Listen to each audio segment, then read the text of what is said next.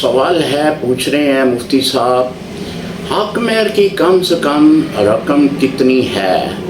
یہ سوال کا جواب تو میں کئی بار عرض کر چکا ہوں، چونکہ جو چاندی کی صورت ہے اس وقت وہ مارکیٹ میں بڑھتی ہوئی نظر آ رہی ہے، تو بہتر یہ ہے کہ آپ جس وقت نکاح کرنے لگیں ایک دن پہلے چاندی کی قیمت پتہ کریں کہ کیا قیمت ہے، اس کے مطابق حق مہر کا تعین کریں۔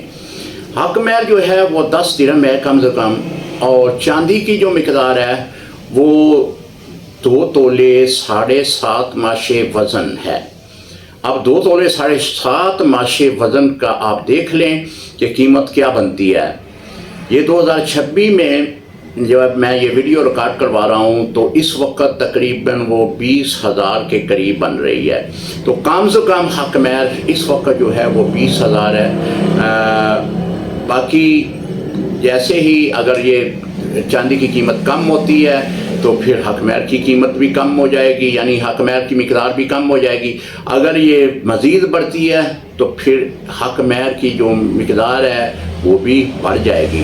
لہذا بہتر یہ ہے کہ جب بھی نکاح کی صورت قریب آ رہی ہو تو ایک دن پہلے آپ مارکیٹ میں جائیں، وہاں پہ دیکھیں یا گوگل پہ سرچ کریں کہ آج چاندی کی قیمت کیا ہے، اس کے مطابق آپ حق مہر کا تعین کریں، جو کم سے کم حق مہر ہے۔ زیادہ کی کوئی مدت نہیں ہے، میعاد نہیں ہے، زیادہ جتنا بھی طرفین میں طے پا جائے آپ رکھ سکتے ہیں۔ اگر حق مہر مقرر ہی نہیں کیا، نکاح کر دیا گیا، تو اس صورت میں حق مہر مثلی ادا کرنا ہوگا۔ مثلی کا مطلب یہ ہے کہ جو اس کی عورت کی دوستیں ہیں، سہیلیاں ہیں، ان کا جو حق مہر مقرر ہوا ہے اس کے مطابق حق مہر اس کا بھی مقرر کرنا ہوگا۔